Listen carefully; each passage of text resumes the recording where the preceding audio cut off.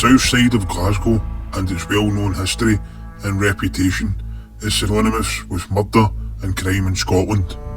From the razor gangs of the early 1900s, awful stories like the brutal Cross Hill House of Blood murders carried out by Edith McAlinden, her son John and his friend Jamie Gray.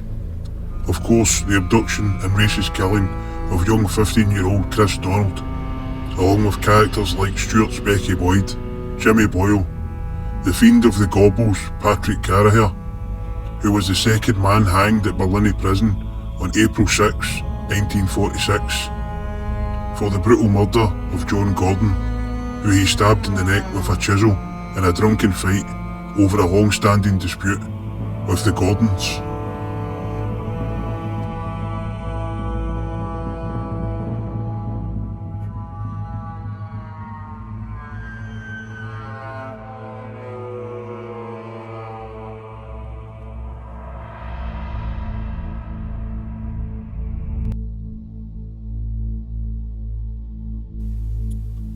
The Laurelston Bar in the Gorbals.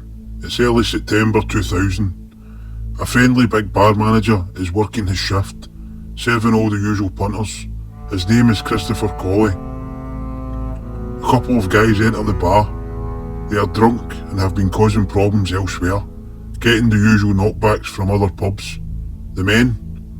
One is McDonald, a member of a well-known notorious family from the Pollock/Fromley Bank area, and the other, McDonald's friend, Gary Sanders, a dangerous knife man from Clydebank.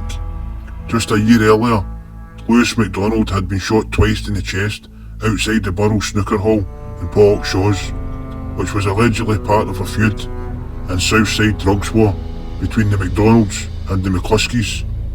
He survived the attempt on his life. A story for another time, maybe.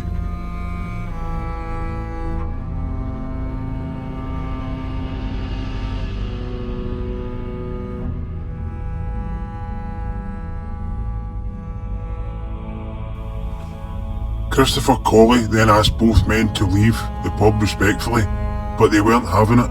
McDonald jibed to him, "Do you know who I am?" The confrontation becomes heated and a scuffle breaks out between the three men. During this, it's not known which one of them pulled a knife, but it's alleged it was McDonald. If I was to honestly pick from the two men, I'd say it was Sanders who'd be carrying the blade. In the scuffle, Christopher Colley was stabbed in the heart. Both McDonald and Sanders fled the scene into the Southside night. Christopher was rushed to the hospital, but the paramedics weren't able to save him, and he died of a single stab wound to the chest. He was 35 years old.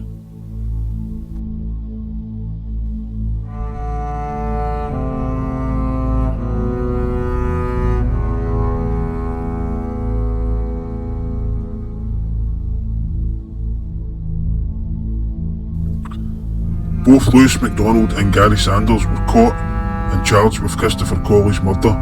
The evidence seemed solid against the two men, but no witnesses in a pub full of people would come forward to testify. Christopher's family were let down by the Crown prosecution 3 days into the botched trial at the High Court, as they dropped the charges against Gary Sanders, and by doing this, Lewis McDonald just blamed the murder on Sanders, who then could not be retried, and the jury had no choice but to deliver a not proven verdict, and both killers walked free in a horrible twist of fate. Here's Gary Sanders having a meeting with now Dubai-based Mr. Big, Bob Maguire, back in the day, when he and Sanders were working together.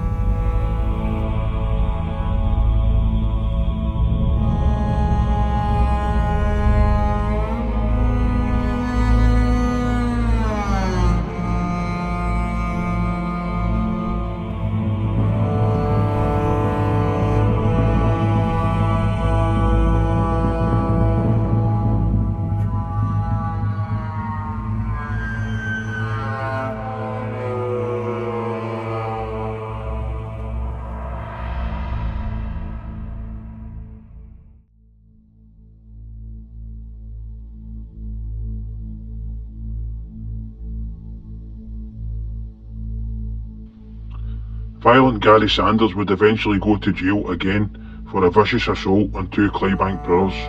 He'd only been out of jail a day from a previous case when he attacked Nicholas and Christopher Caven in 2012.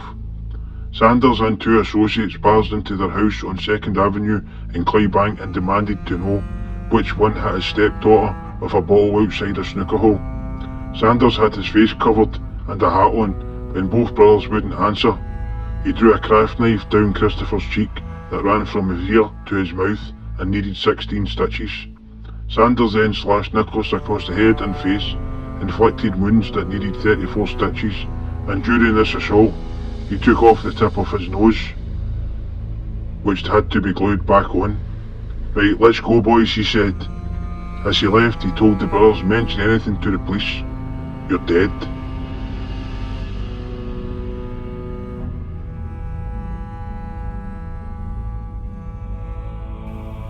Gary Sanders boasted during a psych evaluation before his trial for slashing the Caven brothers that he gets paid to assault people. That's what he does.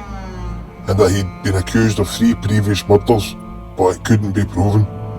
After the doctors seen the pictures of the injuries inflicted on the Caven brothers, he came to the conclusion that the sort of injuries inflicted on them were definitely done by someone who had carried out these types of attacks before, and done so with absolutely no remorse whatsoever. Gary Sanders was given a 6.5-year sentence for slashing the Caven brothers.